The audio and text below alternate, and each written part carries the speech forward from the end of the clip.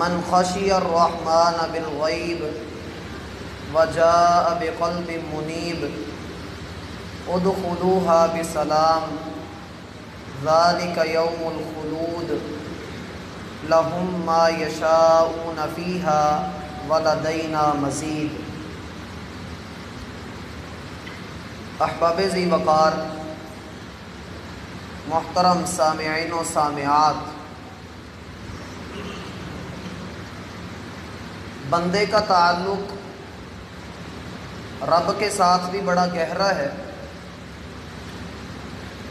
اور بندگی کے مراتب طے کرتے ہوئے اسے یہ علم بھی ہوتا ہے کہ میرا تعلق رب کے بندوں کے ساتھ بھی بڑا مضبوط ہے۔ اسی لیے شریعت اسلامیہ نے حقوق اللہ بھی سکھلائے ہیں اور حقوق العباد بھی مقرر کر دیے ہیں۔ حق یہ بنتا ہے کہ اللہ کے حقوق بھی ادا کیے جائیں اور بندوں کا حق بھی نہ مارا جائے، اور یہی ہماری زندگی ہے کہ ہم جہاں بندوں کے حقوق پر توجہ دے رہے ہوتے ہیں اور ان کا مان اور بھرم قائم رکھتے ہیں، ایسے ہی ہمیں اپنے رب کے حقوق کو جاننا ہے، ان کو سمجھنا ہے اور ان کو ادا کرنا ہے۔ دیکھیے، کچھ چیزیں ایسی ہیں کہ جو اللہ نے ہم پر فرض کر رکھی ہیں۔ ان چیزوں میں نماز ہے، روزہ ہے، زکوٰۃ ہے اور بندوں کے حقوق ہیں، یہ اللہ نے ہم پر فرض کیے ہوئے ہیں، اور اس کی فرضیت کا تعلق اس قدر تاکید کے ساتھ اللہ سبحانہ و تعالی نے دیا۔ اللہ فرماتے ہیں یا ایھا الذین آمنوا اوفوا بالعقود، ایمان والو، اللہ سبحانہ و تعالی کے ساتھ جو تمہارے عہد و پیمان ہیں، جو تمہارے وعدے ہو چکے ہیں، ان کے ساتھ پوری وفا کرو۔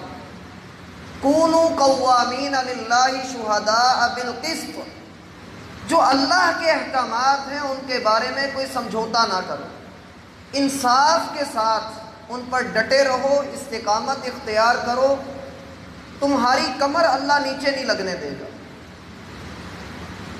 اب اس ساری بات کے پیچھے دو ایسے نقطے آتے ہیں جہاں پر انسان ٹھوکر کھاتا ہے، ایک رب کے معاملے میں اور دوسرا بندوں کے معاملے میں۔ رب کے معاملے میں بندہ ٹھوکر یہ کھاتا ہے، شیطان اس کو اللہ سے نا امید کر کے مایوسی کے ان اندھیروں میں دھکیل دیتا ہے جہاں سے واپسی، بندہ مومن ہو تو واپسی ممکن ہے، کافر کی وہاں سے واپسی نہیں ہوتی۔ دنیا کے جتنے کفر اس وقت دنیا کے اندر موجود ہیں، جتنے کافر ہیں، ان سب کا کفر ان کی مایوسی کی وجہ سے۔ میرا بھائی، مایوس نہ ہوئیے، اپنے رب کے معاملے میں اپنی سوچ کو مثبت رکھیے، اللہ کے بارے میں اچھا سوچیے، آپ دعا کر کے مسرور ہو جائیں، خوش ہو جائیں کہ میں نے جس ذات سے مانگا ہے۔ جامع ترمذی کی روایت ہے، نبی علیہ الصلاۃ والسلام فرماتے ہیں کہ تمہارا رب بڑی حیا والا رب ہے، بڑی عزت والا رب ہے، اسے بڑی حیا آتی ہے کہ اس کا کوئی بندہ اس کے سامنے ہاتھ پھیلائے، ان یردہما صفرا، تیرا رب اس کو خالی ہاتھ لوٹا دے، تیرے رب کو اس سے بڑی حیا آتی ہے۔ دعا مانگیے یقین کے ساتھ، ادعوا اللہ وانتم موقنون بالاجابہ، اللہ سے دعا کریں تو اس یقین کے ساتھ کہ اللہ میری دعا کو قبول کرے گا۔ یہ کیسے ممکن ہے کہ انسان اچھا سوچے اور اس کے ساتھ اچھے معاملات نہ ہو جائیں؟ اور یہ کیسے ممکن ہے کہ ایک انسان ہمیشہ بدگمانی میں رہے، برا سوچتا رہے، یقین کی کمی ہو رب کے معاملے میں اور اس کی زندگی میں سکون آ جائے؟ یہ دو متضاد چیزیں ہیں۔ اپنے رب کے بارے میں اچھا سوچئے، آپ اس سے دعا کر کے مطمئن ہو جائیں، یہ سوچ لیجئے کہ وہ آپ کو آپ کی مانگ سے بڑھ کر عطا کرے گا، لیکن آپ یقین کو اپنے اندر لے کر آئیے، ایسا یقین لے کر آئیے، ایسا وفا والا تعلق لے کر آئیے کہ ساری دنیا بھی بندے کے خلاف ہو، ہر طرف سے جکڑ بندیاں ہو چکی ہوں، نکلنے کا کوئی رستہ نظر نہ آ رہا ہو، مالک فرماتے ہیں یجعل لہ مخرجا، ہم نکلنے کے راستے وہاں سے بنا دیتے ہیں کہ جہاں سے انسان کو گمان بھی نہیں ہوتا۔ حسبی اللہ، یہ ابراہیم علیہ السلام نے اس وقت کہا تھا جب وہ آگ میں جھونکے جا رہے تھے۔ حسبنا اللہ صحابہ نے اس وقت کہا تھا جب احد کے میدان میں 70 صحابہ شہید ہو چکے تھے۔ حسبنا اللہ و نعم الوکیل۔ اپنے رب کے معاملے میں اپنا گمان اچھا رکھیے، اتنا اچھا گمان رکھیے، اتنا یقین والا گمان رکھیے کہ آپ اپنے انشاءاللہ کو میرا بھائی الحمدللہ میں بدلتے ہوئے دیکھیں۔ آپ اللہ کے بارے میں اچھا سوچیے۔ رسول اللہ صلی اللہ علیہ وسلم کا فرمان ہے، سیدنا جابر بن عبداللہ رضی اللہ عنہ بیان کرتے ہیں کہ نبی علیہ السلام نے اپنی وفات سے 3 دن پہلے ہمیں اس بات کی نصیحت کی کہ جب تمہارا دنیا میں آخری وقت آئے تو اللہ سے اچھے گمان کے ساتھ آئے۔ ایک اعرابی سے کہا گیا کہ تم مر جاؤ گے۔ اس نے کہا جب میں مروں گا تو کس کے پاس جاؤں گا؟ کہا گیا کہ تم اللہ کے پاس جاؤ گے۔ کہا پھر کیا ہی کمال ملاقات ہوگی اس رب کے ساتھ کہ جس نے ماں کے دل میں اتنی محبت ڈال دی، جو اپنے بچے کے ساتھ اتنی وفا کرتی ہے، اتنی محبت کرتی ہے کہ اس کو گرم ہوا نہیں لگنے دیتی۔ رب جو ماں سے بھی بڑھ کر بندوں کے ساتھ پیار کرنے والا ہے، وہ بھلا بندوں کو جہنم میں پھینکے گا؟ اپنے رب کے ساتھ گمان اچھا رکھیے، اتنا اچھا گمان رکھیے، اور یہی گمان، یہی یقین، آپ کی اچھی سوچ اللہ کے بارے میں آپ کی دعاؤں کی قبولیت کی ضمانت بن جائے گی۔ حدیث قدسی میں اللہ رب العالمین کا فرمان ہے، انا عند ظن عبدی بی، میرا بندہ میرے بارے میں جو سوچتا ہے، جو خیال کرتا ہے، میں اس کے بارے میں ویسا ہی اس کو ملتا ہوں۔ آپ اللہ پر یقین رکھیں گے۔ ابراہیم علیہ السلام کی سیرت کو دیکھیے، جب ساری دنیا ان کے خلاف تھی اور آگ میں جھونکنے کی کوشش کی، آگ میں ڈالا بھی گیا، کفر میں اپنا پورا زور لگا لیا، اس سے آگے وہ کچھ نہیں کر سکتے تھے۔ اس کے بعد اگلا سٹیپ آتا ہے کہ رب اپنے بندوں کی آزمائش کو پورا بھی کر دیتا ہے اور پھر بندوں کو کامیاب بھی کرتا ہے۔ گردن پہ چھری چلانا، اور وہ بھی اپنے لختے جگر کی گردن ہو۔ قد صدقت الرؤیا، مالک نے جب آسمان سے صداقت کی گواہیاں دی ہوں تو پھر ہی خلیل اللہ بنتے ہیں۔ اپنے رب کے ساتھ اپنا تعلق میرا بھائی مضبوط کیجیے، اس کے بارے میں اچھا گمان رکھیے، اللہ کے بارے میں بدگمان نہ ہو۔ یہ ہے وہ پہلا معاملہ جس میں انسان بسا اوقات ٹھوکر کھا جاتا ہے اور اپنے رب پر بے یقینی کی کیفیت میں آ کر وہ دنیا کے باطل دروں کو کھٹکھٹاتا ہے اور سوائے شرمندگی کے اور ذلت کے کچھ نہیں ملتا۔ اپنے رب سے مانگیے، وہ آپ کو ضرور عطا کرے گا، وَلَوْ بَعْدَ حِينٍ، چاہے تھوڑے وقت کے بعد ہی دے، لیکن دے گا ضرور۔ دوسرا معاملہ جہاں پر ہم ٹھوکر کھاتے ہیں وہ بندوں کا معاملہ ہے۔ ہم بندوں کی نیتوں کو تعین کرنا شروع کر دیتے ہیں۔ ہم کہتے ہیں کہ فلاں بندے نے یہ بات کہی ہے، اس نے اس سینیریو میں کہی ہے، اس کا پیچھے تھیم یہ ہے، اس کی برائی ہمارے پاس پہنچ جائے ہم اس کے بارے میں بدگمان ہو جاتے ہیں، یا ہم کسی کے بارے میں جب بدگمانی اپنے دل کے اندر پال لیتے ہیں تو اس کے چند ایک بڑے گناہ ہمارے جسم کے ساتھ چپک جاتے ہیں اور ہمیں ان کا احساس نہیں ہوتا۔ اللہ سبحانہ و تعالیٰ کا فرمان ہے، اجتنبوا کثیرا من الظن، لوگوں بدگمانی سے بچو، زیادہ گمان کرنے سے بچو، زیادہ گمان نہ کرو آپس میں ایک دوسرے کے بارے میں۔ حدیث میں ہے ایاکم والظن فإن الظن اکذب الحدیث، لوگوں گمان سے بچو۔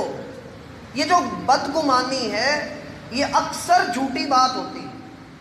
انسان کسی کے بارے میں کوئی رائے طے کر لیتا ہے، اپنا کوئی مائنڈ سیٹ کر لیتا ہے، اور بعد میں اسے پتہ لگتا ہے کہ نہیں میں غلط تھا۔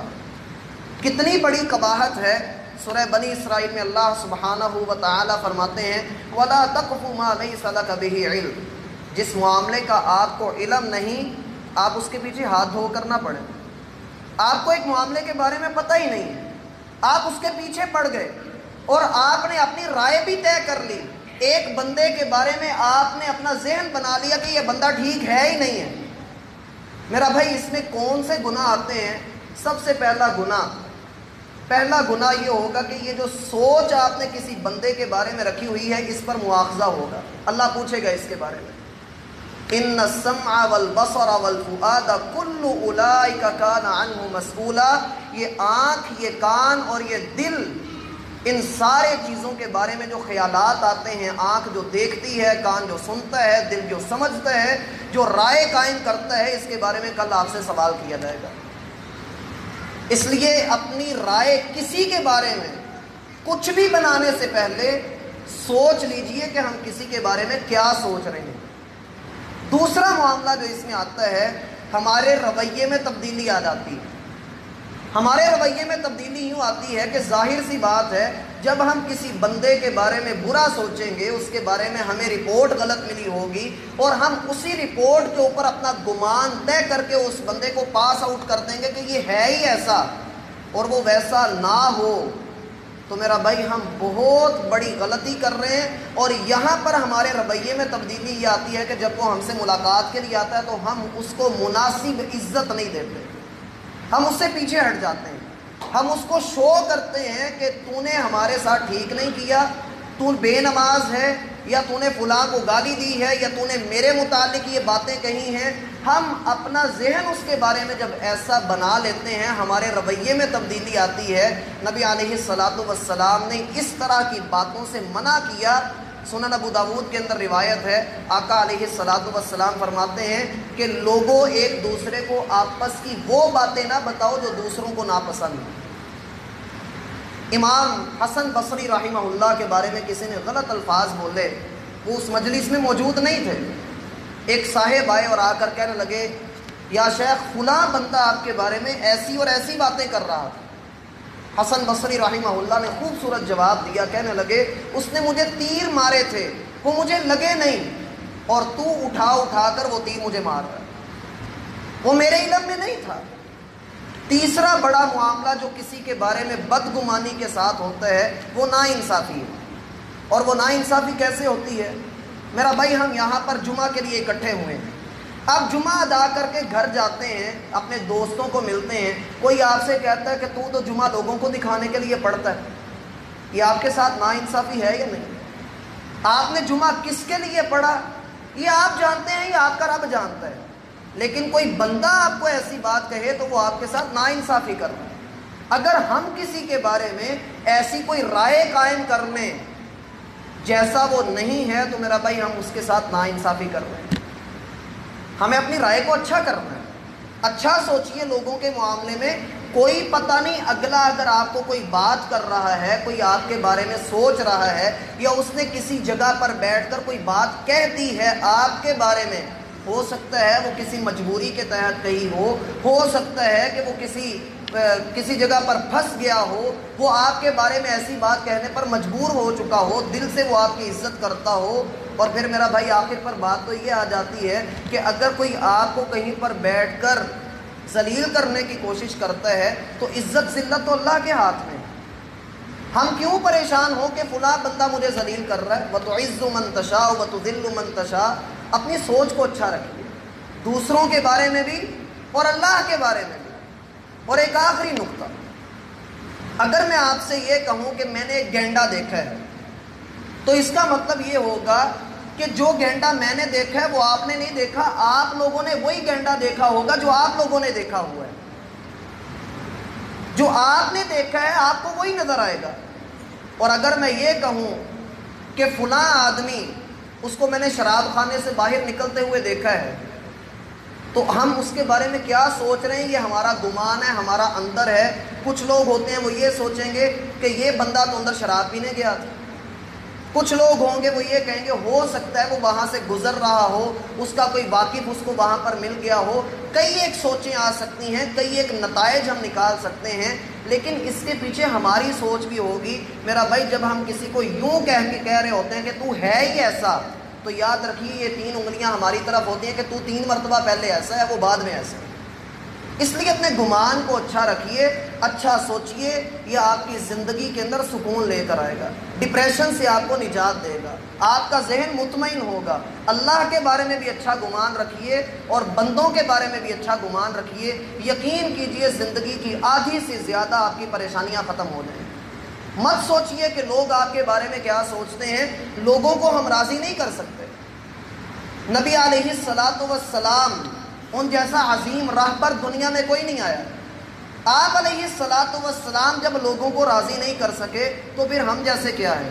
فکر کیجئے اپنے رب کو راضی کرنے، اس بات کی کوشش میں رہیے کہ اللہ ہم سے راضی ہو جائے، اور اللہ کی رضا اس میں ہے کہ آپ اپنے رب کے بارے میں بھی اچھا گمان رکھیں اور بندوں کے بارے میں بھی اچھا سوچیں۔ بندے آپ کے ساتھ جو بھی کرتے ہیں کرتے رہے، آپ میں اور بندوں میں میرا بھائی بڑا فرق ہے، آپ میں اور بندوں میں بڑا فرق ہے۔ آپ ہیں اور لوگ لوگ ہیں، لوگ آپ کو باتیں کرتے ہیں، اللہ نے لوگوں کو بنایا اس لیے کہ وہ آپ کو باتیں کریں۔ وَلَا تَسْتَوِي الْحَسَنَةُ وَلَا السَّيِّئَةُ، نیکی اور بدی کبھی برابر نہیں ہوتی، نیکی کا لیول بہت اونچا ہے اور بڑے لوگ ہی اس کام کے اوپر آتے ہیں۔ وَلَمَنْ صَبَرَ وَغَفَرَ إِنَّ ذَلِكَ لَمِنْ عَزْمِ الْأُمُورِ، جو لوگوں کی باتوں پر صبر کرے اور لوگوں کو معاف بھی کر دے، اللہ فرماتے ہیں یہ با ہمت لوگوں کا کام ہے، مضبوط لوگوں کا کام ہے، جو اندر سے مضبوط ہوں۔ لوگ تو چاہتے ہیں کہ وہ آپ کو توڑیں، لوگ آپ کو کھینچنا چاہتے ہیں، سیڑھی پر چڑھا کے سیڑھی کھینچ لیں گے۔ آپ اللہ پہ یقین رکھیے، لوگوں کے معاملات کو لوگوں کے ساتھ رہنے دیجئے، اگر کوئی آپ کے ساتھ برا بھی کرتا ہے آپ اس کے ساتھ اچھا کیجئے، کیونکہ آپ ہیں اور لوگ لوگ ہیں۔ نبی علیہ السلام کو بڑوں نے گالیاں دی تھیں، لیکن آپ نے پلٹ کر کسی کا جواب نہیں دیا۔ اگر ہمیں کوئی گالی دے ہم بھی ویسی گالی دے دیں تو میرا بھائی اس میں اور ہم میں کوئی فرق نہیں، اس میں اور ہم میں کوئی فرق نہیں رہ گیا۔ اپنی ایک شخصیت بنائیے، اپنا ایک کردار لوگوں کے درمیان رکھیے کہ آپ لوگوں کے لیے ایک آئیڈیل بن جائیں۔ اللہ ہم سب کا حامی و ناصر ہو، وما توفیق الا باللہ۔